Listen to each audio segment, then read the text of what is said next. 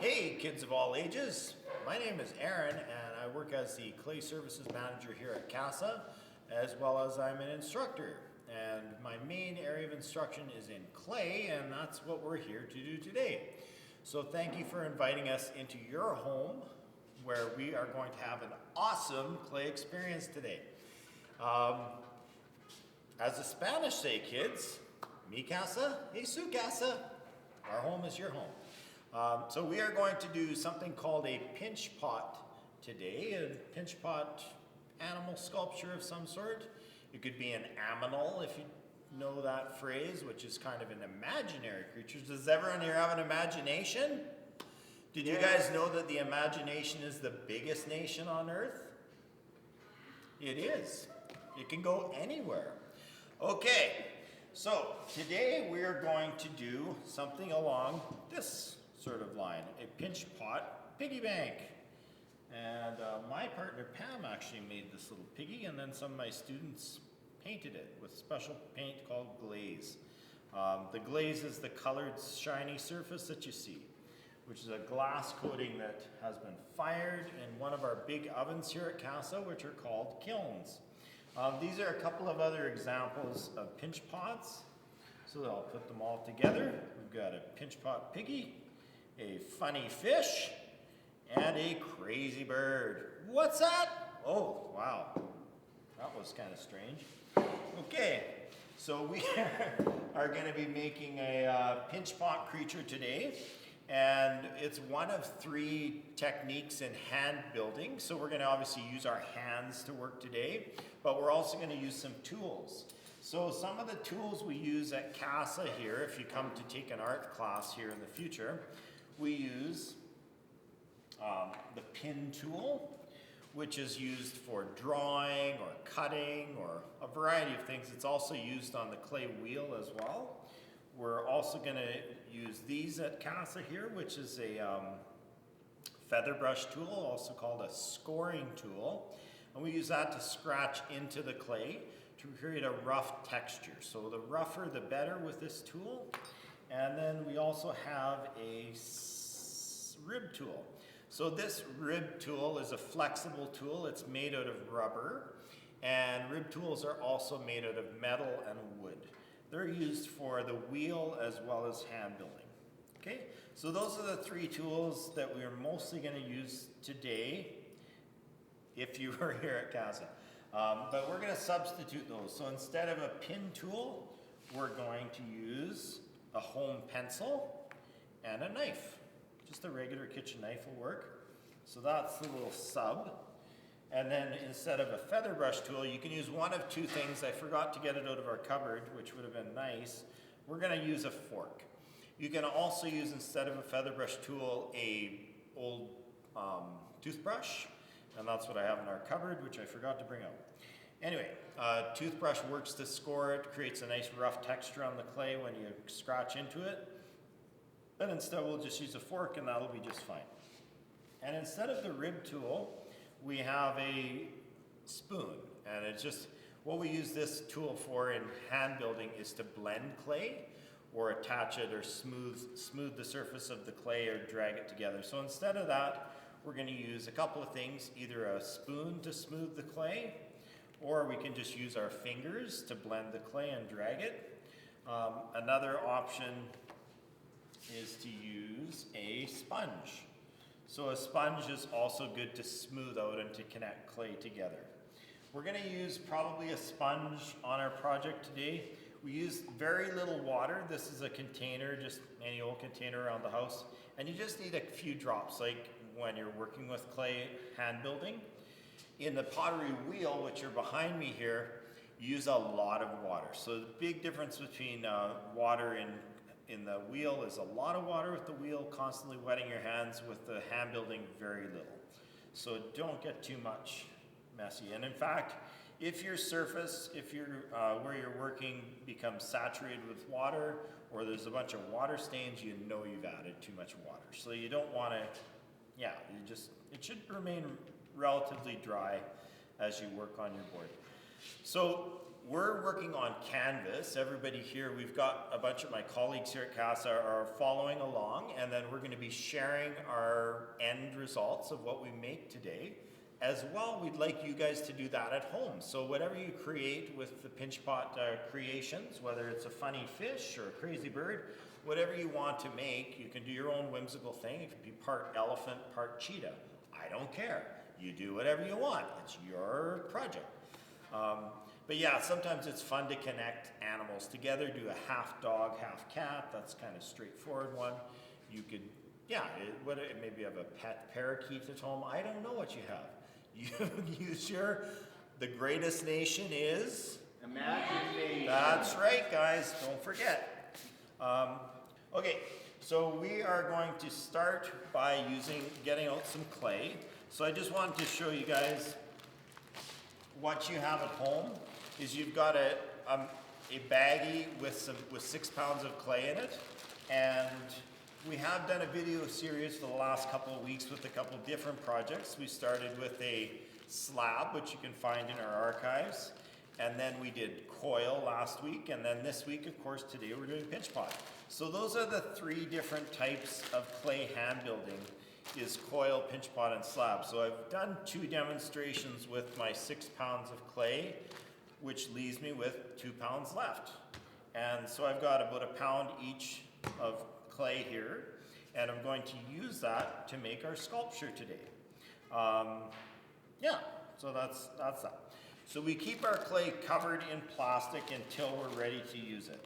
And the reason for that is air dries out clay. So we don't want to have air getting at our clay, or it's going to potentially dry more quicker than we want it to, and then it can crack. So kind of time yourself. If you're not using a piece of clay, just put it back in plastic, and then when you're ready to use it, then you can.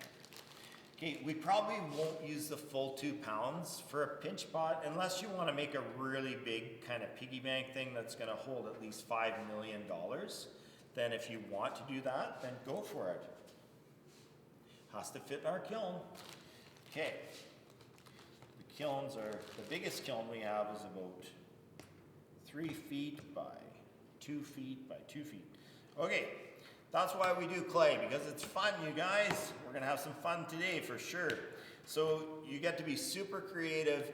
I'm gonna teach you how to make a basic pinch pot, which is just basically a bowl, and a little bowl connected to another little bowl makes a body.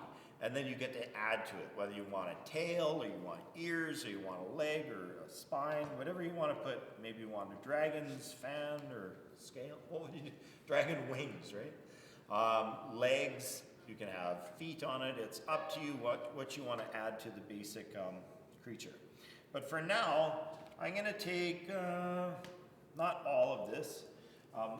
You can use, if you don't have one of these at home, you can make one simply by taking some fishing line, attaching it to a couple of nuts or washers, and just tie it on either end about 1 foot apart.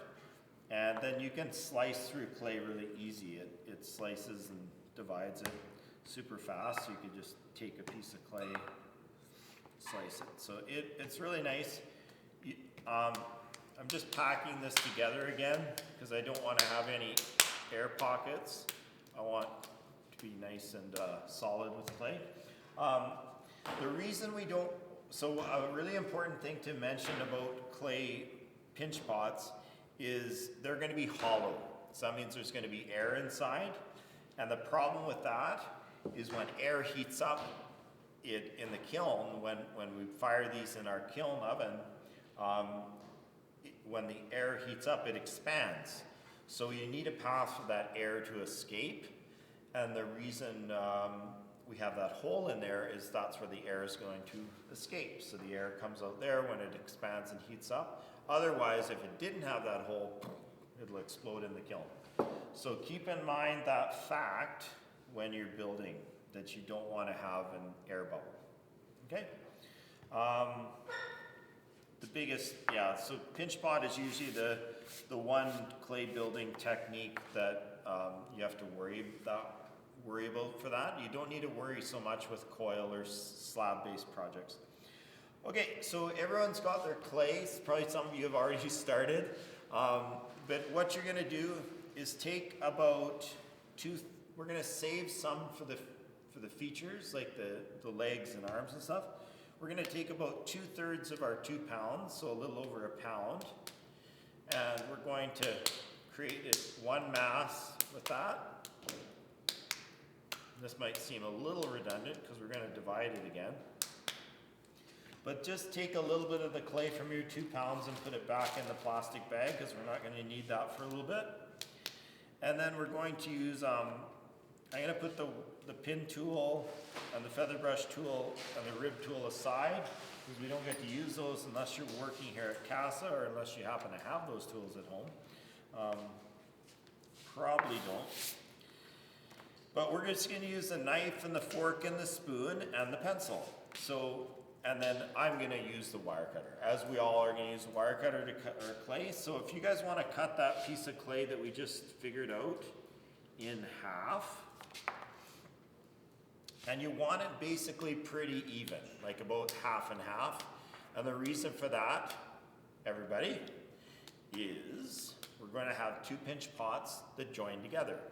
And if you make one bowl and another bowl, what the point of it is you want the rim of the bowl, the top of the bowl, to touch the other top of the bowl because that's where they're going to attach together. And I'll show you that in a minute. So, all right. So got those weighed out into 2. Does everyone have that? 2 even balls now?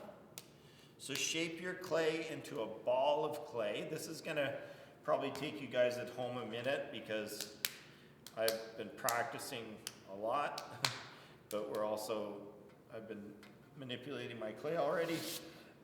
So if you haven't done it yet, get your clay into 2 balls of clay like that. And so now you're going to take your thumb and you're going to stick it in the center of the clay. And don't go all the way through it, otherwise you'll have a hole in your pot. So we're trying to make a pinch pot like a bowl, a little bowl. So now we're going to take, if you can do your thumb and your fingers and do this, that's why it's called a pinch pot, because you're pinching between your thumb and your 2 fingers. So your 2 fingers are on the outside, your thumb is in the middle, and you pinch and rotate. Pinch and rotate the clay in your hand, and then you're basically going to get a little bowl. Now I want to make it a little bit thinner than that. 2 things are advantage of making it a little bit thinner. It's going to be a little more lightweight. Thanks. It's going to be a little more lightweight, and for the size anyway, it's going to also become bigger. And for the size of it, it'll be more lightweight if it's thinner. Just a ratio thing, I guess. Okay, so there, I've done 1. There's my pinch pot number 1. Now I'm going to do pinch pot number 2. Just do the same thing with the second one. Pinch and rotate. How's it going there, Katie? You've done lots of this before. Okay, Darce, you've done a bit of pinch pot in your day. Yeah, this is basically sort of similar to what you do when you're learning the pottery wheel. Some of the most basic forms that you make when you're working on the wheel is a small shallow bowl. That's the easiest thing to make on the wheel. So it's kind of neat that we're doing, this is one of the easiest, most basic things to do with clay. Like when you just start manipulating clay, sometimes people just naturally make little bowls. It's a tactile material, or I don't know, maybe they shape them into figurines. But a bowl seems like a fairly natural thing to do. You can hold, you can fill a bowl with food or water or something, a water bowl. But yeah, we're not making something functional today, which means something to use. We're making something for decoration. I guess the use of it, if you make a piggy bank, is to hold money, right? So we could do that, and you could save up your coins and put them inside. This one, unfortunately, the hole is a little too small even for a dime. I don't think a dime would even fit in there. So you got to think about that. Another thing to think about is even when you're making your animal creature, think about it's going to shrink. it's going to shrink around 15%. So clay shrinks from the time you make it to the time it's fired in the kiln, with the first firing and then glazed and then fired a second time in the kiln. The glaze is a special paint I mentioned, the shiny paint that's on it, the glass. And then after the second firing, it shrinks in total, usually anywhere from 10 or so percent for some clays up to 15 or more percent. So it's quite a bit. It's almost a quarter of the size that you lose sometimes, 10% to a quarter. And yeah, so think about shrinkage. So if you're making a little slit, a little hole in the top for the money, then think about maybe making it just a little bit bigger so that when it does shrink, it can still fit a toonie or a loonie or whatever you want to put in there. Okay, so that's the function. That's if you do want to make that. But if you just want to make something decorative, like this little funny fish or the crazy bird, you can do that. And this one you can see there's a hole in the bottom. That's for the air to escape because this guy's hollow. And I already showed you the fish. So, did you get a look at that? There's this little hole in the bottom. Okay. All right, so we have 2 pinch pots. So now, for those of you who have never done these lessons in this series or have never taken a clay class at CASA, we use this tool, the fork or the scoring tool, this feather brush tool in a proper course, to do the scratching. So that's when we want to bond one piece of clay to another piece of clay. There's something else we're going to use today I forgot to mention, and that's a little bit of newspaper. I've supplied everyone here with newspaper, but you'll just need, it doesn't have to be newspaper. It can be paper towel, it can be toilet tissue, it can be, what's the other one? Newsprint, I don't know. Anyway, newspaper works really well, paper towel too as well. And what we're going to use that for is we're going to crumple it into a little ball, and we're going to make sure it's only single layer thick. You don't want it really, really tightly packed, or it's going to have a lot of, it's going to be thick and hard. You want it to have a lot of give to it. You want it to be soft, the paper. So crumple it loosely and stuff it inside. You want it level with the rim. So the rim is the top. You want that paper to be level with the rim. Now I've taught kids of all ages, anywhere from 5 to 95, and taught them how to do these techniques, and they work for everybody. So just follow along and you should be able to have success. All right, so we're going to take the fork in this instance, or if you have a toothbrush at home, you can use that. Or if you happen to have a scoring tool, the proper one, you can use that as well.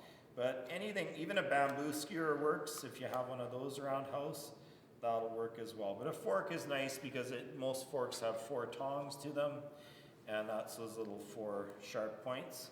Now you need to score both parts. Always when you're scoring, you score the part that you're sticking on as well as where it's sticking to. So in this case, it's 2 equal things, so you just need to score them both the same. So the more texture, the better. You can see there's a lot of texture on there. And the reason for that is that's going to bond it together like Velcro. Now we get to use the water. So we're gonna take water. Oh, I should also mention, if you guys wanna do something kind of a little extra fun, let's say you make the fish, but I'm gonna go over, don't worry, I'll be right back. This is kind of interesting. That's right, Brad. It's a little extra, little surprise game. Aaron popped out of the woodwork. Anyway, so this is a shaker. So can anyone guess what's inside here? A tooth. A tooth? No, but that was a good guess. Okay, it's actually clay. So little beads of clay are inside there. So if you wanted to do and make your own shaker, you would just take some little beads of clay and you would wrap them with paper, and you'd probably want to put, now you don't, this is just an optional extra thing I thought of. So you're going to, I would do like three, the minimum of 3, the maximum of like 5. Because if you put more than that, it's probably not going to work very well. All right, because if you put too many, it's going to make a really low-pitched sound, but anyway, each shaker sounds a little different than the next. So there, as you can tell, that's hollow, and inside rattling around is clay banging against the walls, the inside walls of the project. So they have to be wrapped with paper. If you want to do a shaker, wrap the balls of clay in paper, and the reason for that is the paper burns away in the kiln. The paper is going to go inside the kiln with these pots. Paper turns to ash. Left are little balls of clay, and they're going to rattle around. By a show of hands, who's making a rattler? Oh, great! You at home. That's awesome. Okay, so now we're going to wet. I didn't quite get there yet. So we're going to wet just one of the rims that you've scored. And the reason, why do we put the regular paper in before we did that shaker thing? What was the purpose of that? You got it, Katie. So the paper is there so the walls of your sculpture don't cave in, okay? Because we're going to be working on this, and we can change the shape well, let's connect it together. Let's start with that. So they meet up rim to rim. That's why we want to make them quite similar and with the same size of clay. So I'm going to wiggle it back and forth. Now it's stuck together, okay? It's stuck. But I also want to be absolutely sure that it's not going to come apart, so I'm going to blend it. Now, if you were at Casa, you'd use one of these rib tools. I find them quite effective. But here we're going to use a spoon, and that works quite well too. So you can use a spoon, you could use, what else could you use? You'd use your hands. Your fingers work quite well too. Fingers are, of course, your best tools to use when you're doing hand building. They're the most important ones. And yeah, so I just blend that all the way around with my hand and the spoon and whatever you have available. It's probably a little curvy stick would probably work, I'm not sure. Is everyone having success with that part? All right. Okay, so I'm just blending that a little bit more. So the nice thing about stuffing it with paper, it's not completely necessary for this sculpture, but what is nice about it is if you say, well, I want to make a wiener dog, right? Well, does that look like the shape, maybe a pregnant wiener dog? That doesn't look like the shape of a wiener dog, does it? A wiener dog would be more long and skinny, right? So now that I've got this connected into one mass of clay, the paper helps hold the shape. So it's not going to cave in. So look what I can do. I can roll it, and it changes shape into a longer, skinnier shape. Wow, that kind of cracked a little funny. Now this clay is, remember this, I don't know if I mentioned that, but did I mention the recycled clay? No. This is recycled clay. So we recycle a lot of clay every year here at Casa. Over 5,000 pounds every year gets recycled in our program.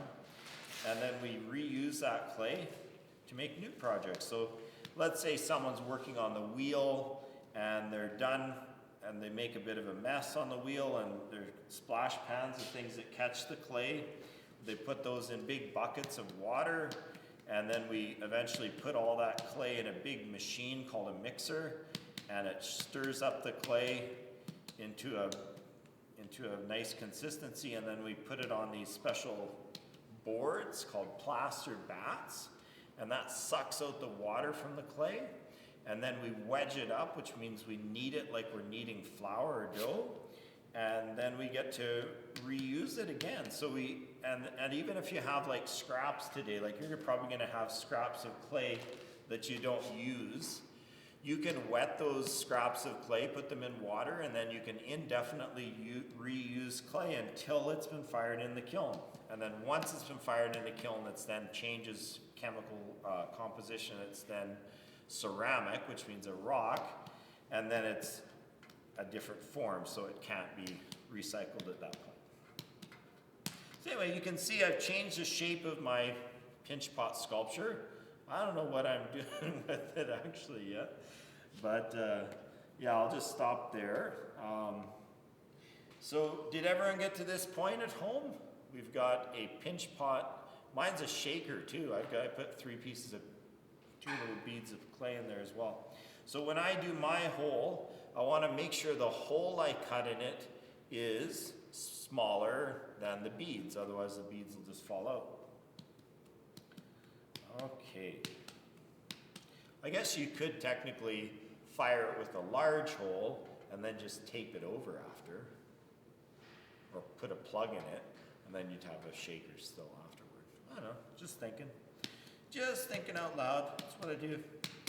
Okay, so now we can take the leftover clay that we have and we can figure out what do we want to do to make this a fun, crazy creature. Any recommendations from the crowd?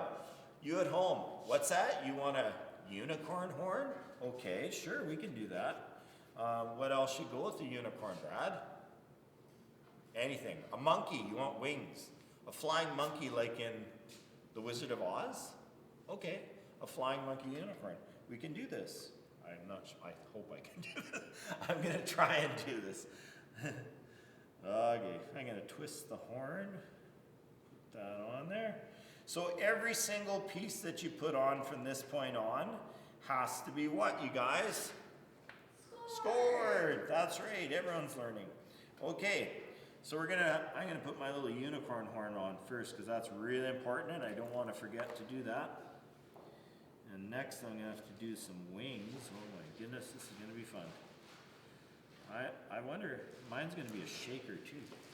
Okay, so a little bit of water there. So water and clay together is called slip, and that's because it's kind of slippery. And that's how we attach clay to other pieces of clay, is a little bit of, just a dab of water, and then it won't fall off. And now I need to do some ears. That's what you wanted, right, Darce? Yes. Yeah, I thought so. And you want like one dog ear and then one folded cat ear? Was that what you requested? A goat ear. A goat ear. Okay, I'm gonna try that. I'm gonna see. I'm not quite sure what a goat ear looks like, but I'm gonna call that a goat ear. Actually, a goat ear is quite pointy, isn't it? Yeah. Go for that.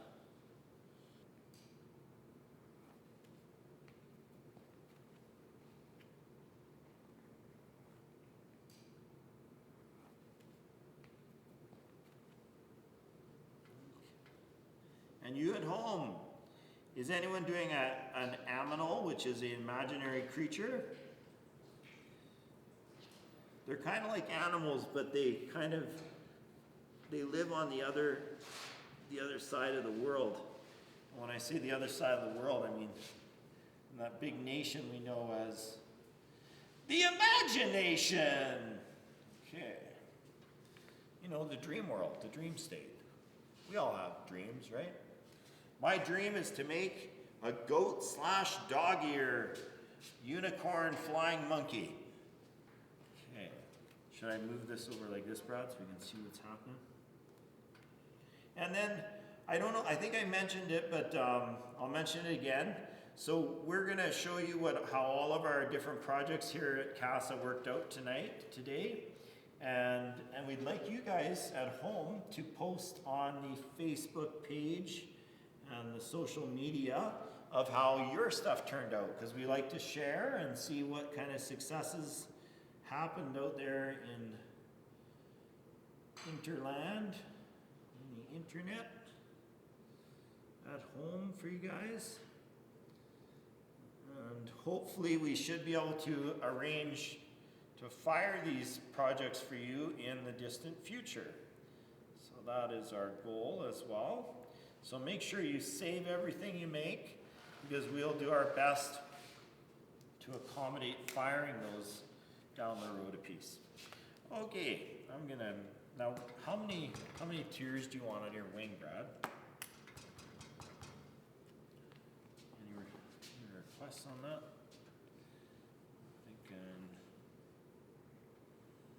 I'm thinking like a 3-tiered. Brad is our filmmaker, so he's busy with that right at the moment. He's in deep concentration.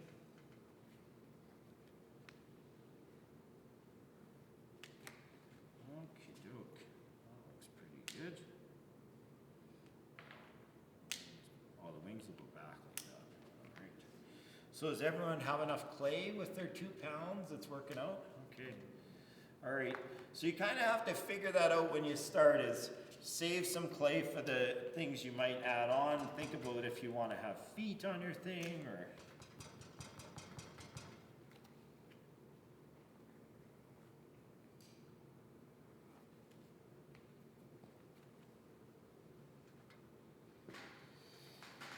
Yeah, I think creatively, I think pinch pot is probably my favorite thing to do with clay. The way things look, the techniques involved, it's pretty fun. It's one of the funnest things. So we have lessons online for other types of building with clay, which is the coil and the slab building projects. So you can look online for those and you should be able to find them. And we've given you, in your clay pack, there's 6 pounds of clay. So that should be enough for all 3 2-pound projects. And yeah, we hope you have a lot of fun that we're just plugging away here. So I'll just keep working. If we were on a live feed, I could take your questions, but we're not doing that. No, maybe some other day. All right.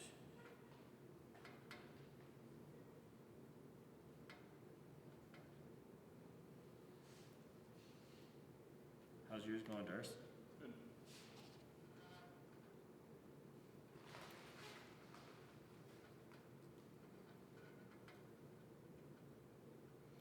So don't forget to score. Scoring is probably the most important thing to do when you're adding. Of course, you want to make things interesting and structured. You want to think also about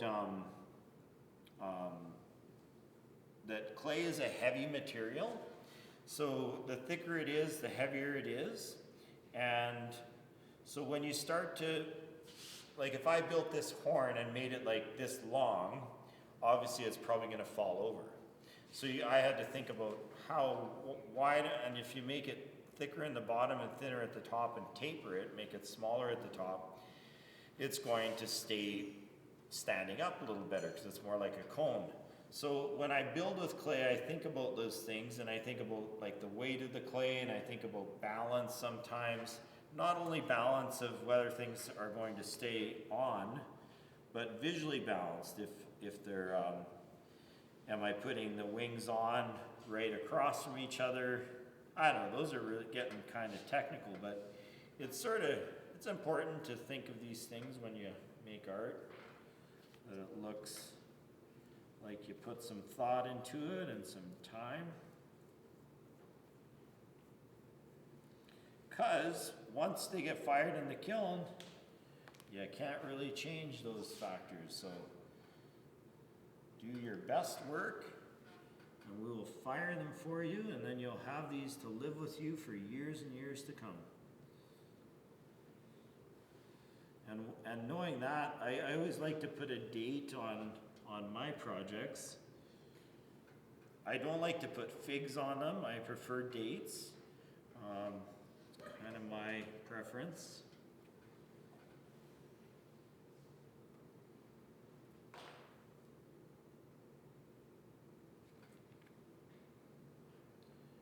Okay, so I've got I think that was I gotta fix that. So we did the wings. I'm not quite convinced these are the ones you're going after, but they're there. I might put a couple of racing stripes on them. All right.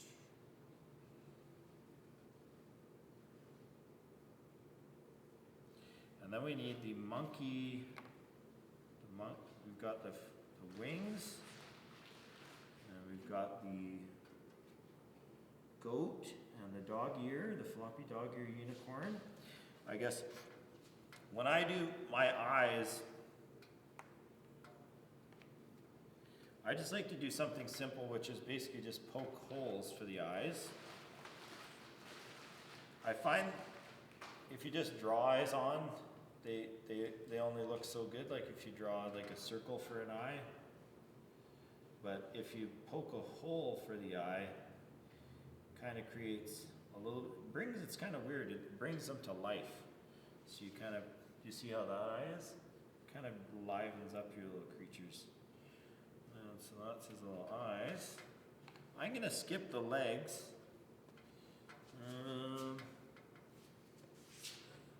Maybe give him a little mouth.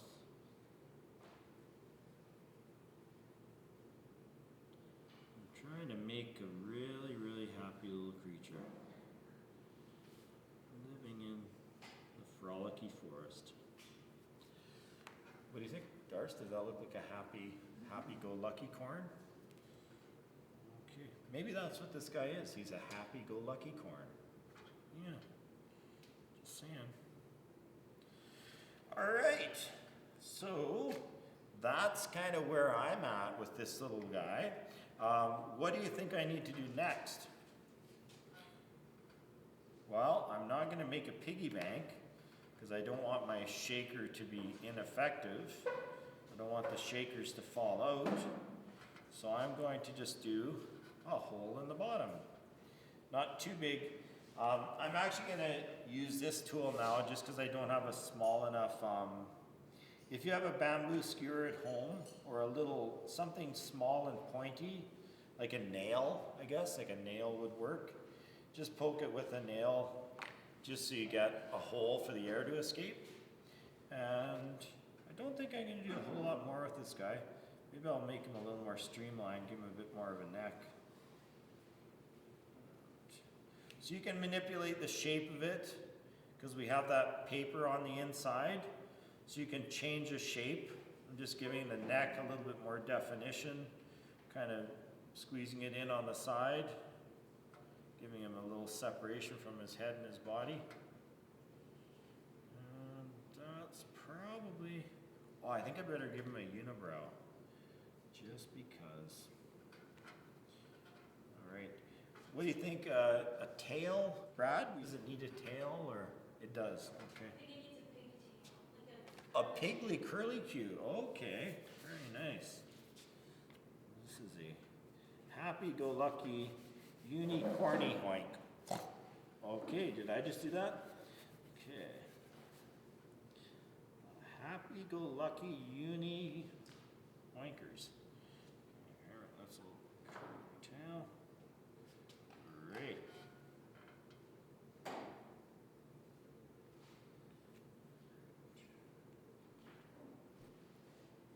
What'd you make? What? Just a peanut. Okay.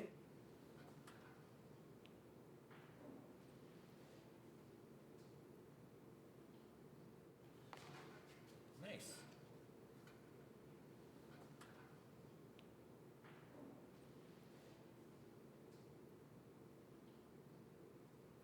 I was at the grocery store the other day and I got some salted edamame, like roasted edamame beans.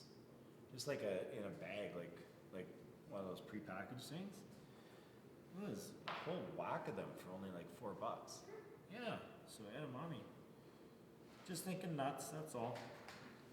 In these times you want to stock up on the peanuts.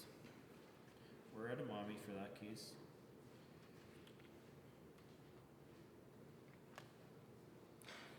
Okay, I'm going to give some fur, just because. Some lines of fur.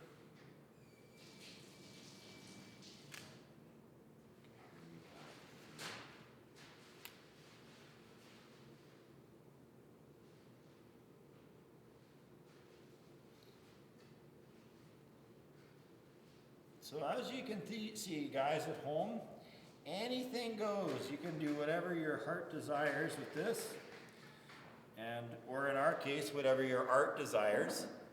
And that is pretty much, I'll draw myself a quick little unibrow to make that activated. And I've got the hole in the bottom. Last thing we do is we sign it. So I have my little art symbol. I'd like you guys to put your own sign of however you sign your art. And then put the year on it, of course, 2020. And we hope that we can fire these for you in our kiln in the coming weeks or months. And we will go from there. So thank you for participating at home, you guys. I'm glad you were able to follow along. And we hope you had a lot of fun today. So we'll hope to see you here at Casa in the future. Take care and happy arting.